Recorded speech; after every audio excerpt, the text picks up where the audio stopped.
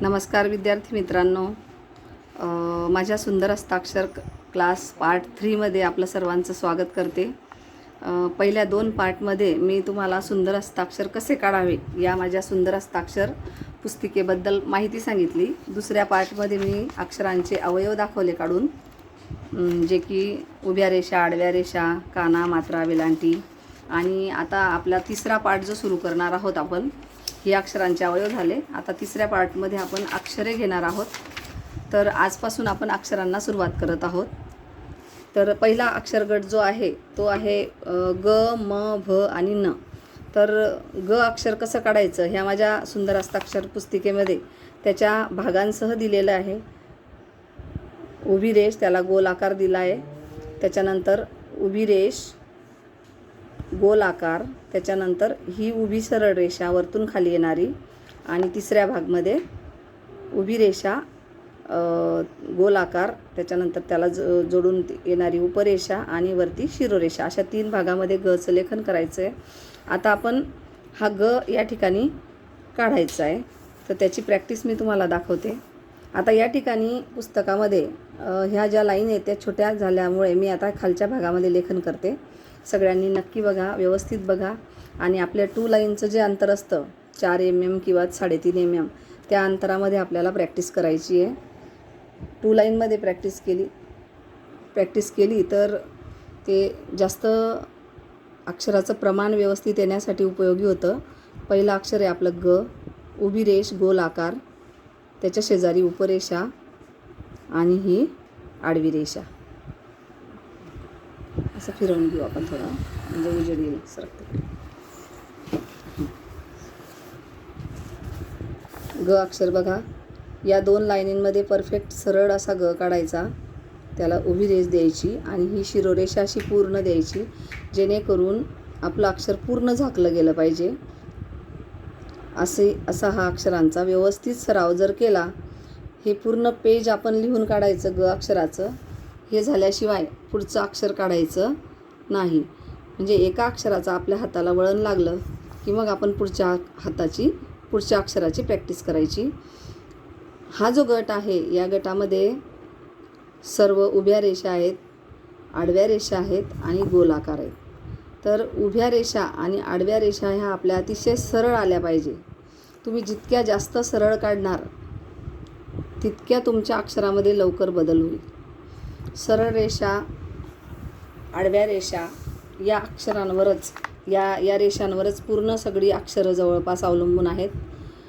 ज्या विद्यार्थ्यांच्या उभ्या आणि आडव्या रेषा सरळ येतात तर त्यांचं 80% अक्षर तिथंच सुधारेल, आणि तुम्ही जितकी जास्त प्रॅक्टिस करणार तितक्या त्या अक्षरामध्ये तुम्हाला बदल दिसणार आहेत। आता हा आपला ग, या ठिकाणी मी गची एक लाईन तुम्हाला पूर्ण काढून दाखवलेली आहे। या पद्धतीने तुम्ही तुमच्या वहीतसुद्धा 2 लाईनमध्ये सराव करू शकता। हे पहिलं अक्षर आपलं या ठिकाणी झालेलं आहे। यानंतरचं दुसरं अक्षर जे आहे ते आहे म। म अक्षराचे सुद्धा 4 भाग झालेले आहेत। हा म काढून दाखवला इथं।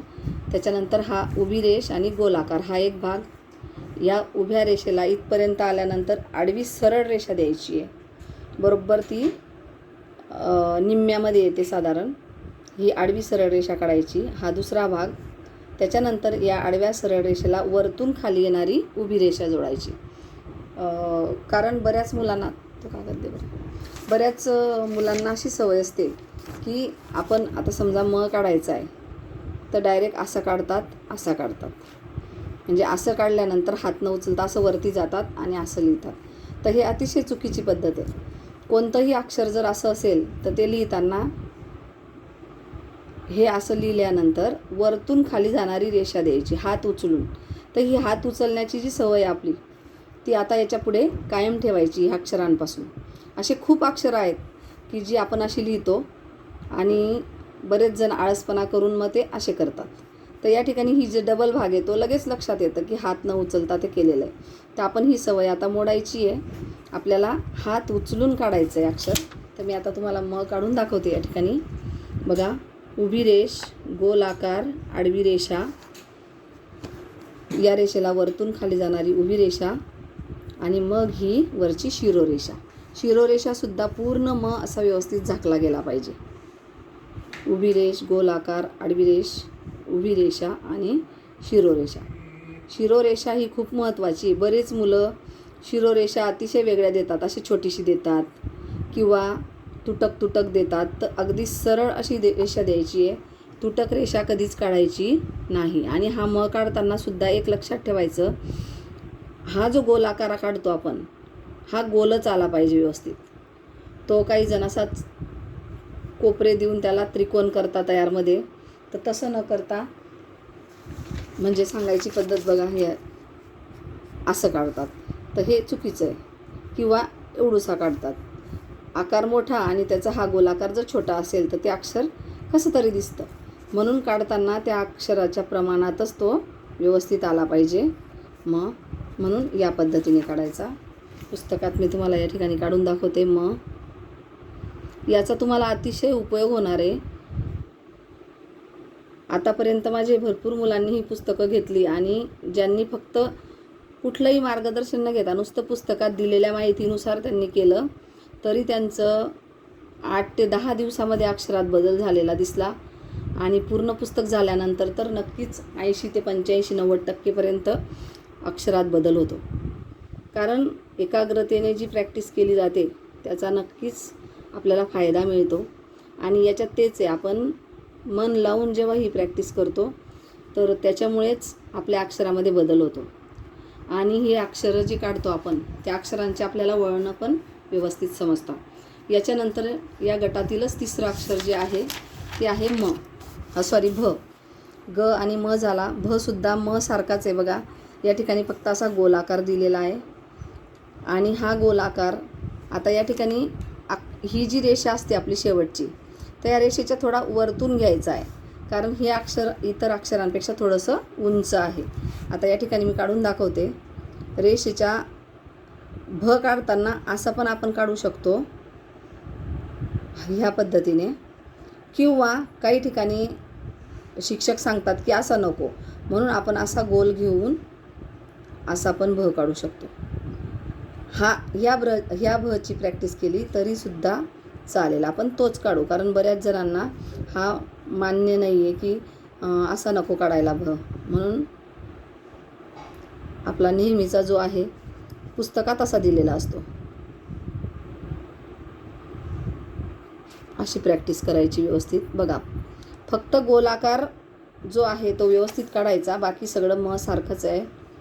गोलाकार, आडवी रेष, उभी रेष आणि शिरोरेषा मात्र भच्या या गोल भागावर द्यायची नाही, ती पाठीमागून द्यायची आहे. कारण जी अक्षरं ही गोलाकार असणारी, वरती गोल असणारी, तर ही अक्षरं थोडी उंच असतात या रेषेपेक्षा, म्हणून त्याच्या डोक्यावर शिरोरेषा द्यायची नाही. अशी खूप अक्षरं आहेत आपल्या या अक्षरमालेमध्ये. बघा, भ. मोठ्या लाईनींचा वापर केला आहे मी याच्यामध्ये. ह्या ज्या 2 लाईनी आहेत, ह्या 2 लाईनी थोड्या छोट्या झालेल्या आहेत, तर ह्या 2 लाईनींचा आपण यूज करायचा आहे पूर्ण अक्षर लिहिताना, म्हणजे आपल्याला व्यवस्थित त्याचे आकार काढता येतात. भ. जे अक्षर आपण पहिलं काढलं तसेच आपले सर्व अक्षरं दिसले पाहिजे. लहान मोठं नको किंवा तिरप्या रेषा नको, व्यवस्थित सरळ रेषेत झालं पाहिजे. हा झाला आपला भ, पहिलं अक्षर. भ सगळ्यांना समजले, तिसरं अक्षर सगळ्यांना समजलं असेल. आता याच्यानंतर पुढचं जे अक्षर आहे याच गटातलं ते आहे न नळाचा. आता हा न पण बघा, हा म्हणजे निम्म्यापासून सुरुवात करायची, नंतर गोल करून त्याला अशी सरळ रेष द्यायची, त्याच्यानंतर त्याला ही वरतून खाली जाणारी उभी रेषा द्यायची आणि मग शेवटी वरती शिरोरेषा द्यायची. असा हा न आहे. आता न काढताना बघा, या 2 रेषांच्या बरोबर निम्म्यापासून मी सुरुवात केली, आडवी रेषा दिली, त्याच्यानंतर ही उभी रेषा आणि मग याला अशी पूर्ण झाकलेली शिरोरेषा. नचा हा गोल असेल तिथून सुरुवात करायची शिरोरेषेला. बरेच मुलं न असा काढतात बघा, काढतात छान आणि शिरोरेषा एवढीच देतात. हा अतिशय चुकीचा आहे. बघा, तुम्हाला बघताना सुद्धा डोळ्यांना सुद्धा आपल्या ते व्यवस्थित वाटत नाही. आणि हाच न त्याच्या शेजारी काढला, त्याला पूर्ण शिरोरेषा दिली, बघा किती छान दिसतंय. म्हणून पूर्ण अक्षरं जी असतात त्यांना शिरोरेषा ही खूप महत्त्वाची असते. आणि बऱ्याच जणांना शिरोरेषा द्यायचा कंटाळा येतो. काही जण देतच नाहीत, न शिरोरेषा देता लिहितात. काही जण अतिशय बारीक छोट्या छोट्या देतात किंवा शिरोरेषा तुटक तुटक देतात.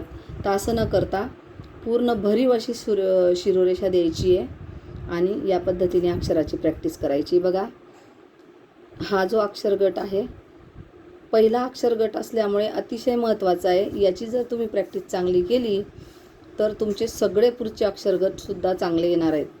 म्हणून सगळ्यांनी आधी व्यवस्थित या गटाची प्रॅक्टिस करायची. कंटाळा न करता अक्षरं चांगले लिहायचे. हात उचलायचा न सुद्धा असा इथं आल्यानंतर थांबून वरतून खाली रेषा द्यायची आहे. डायरेक्ट असं लिहून वरती जायचं नाही, असं लिहायचं आणि डायरेक्ट असं वरती जायचं नाही. हे असं करायचं नाही. हात उचलायची सवय करायची आपल्याला प्रत्येक अक्षराला. म्हणून न सुद्धा तसा काढायचा आहे. अतिशय महत्त्वाचं आहे.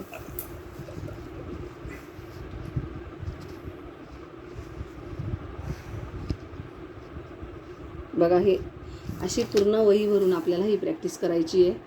हे खूप महत्त्वाचं आहे आणि एवढी प्रॅक्टिस केली तर नक्कीच आपला न चांगला होईल. अजून चांगलं होण्यासाठी तुम्ही 2 लाईनच्या वहीचा सुद्धा उपयोग करू शकता.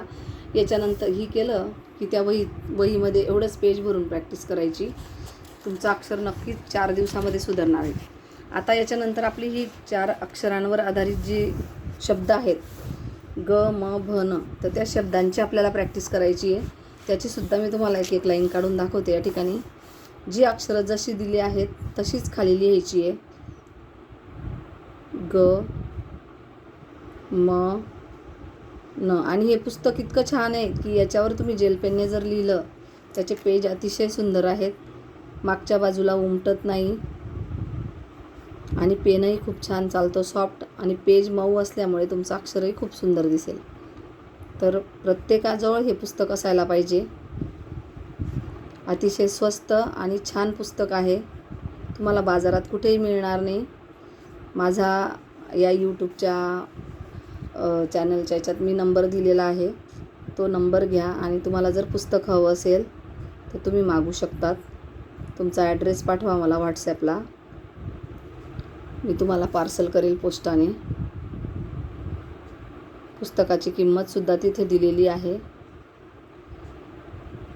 बघा, या पद्धतीने लिहायचे. आता ही जी उरलेली जागा आहे इथे तुमच्या मनाचे तुम्ही 2-3 शब्द तयार करू शकता.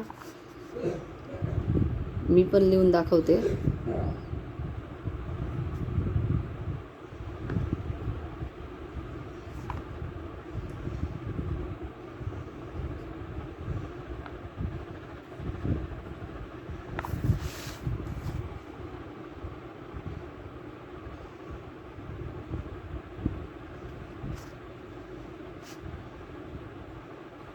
तुम्हाला लिहिताना अतिशय आनंद वाटेल, छान वाटेल, कंटाळा येणार नाही. आणि या क्लासमुळे हा जर तुम्ही रेग्युलर केलं तर तुम्हाला याच्यामुळे लिखाणाची आवडसुद्धा निर्माण होईल. इतकं छान या पुस्तकामध्ये तुम्हाला प्रॅक्टिसला जागा आहे.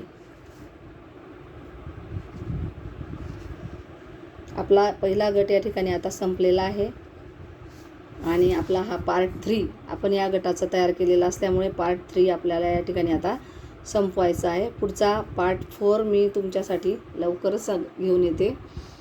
तोपर्यंत सगळ्यांनी या पहिल्या गटाची प्रॅक्टिस करा, छान अक्षर काढा. Best of luck. थँक्यू.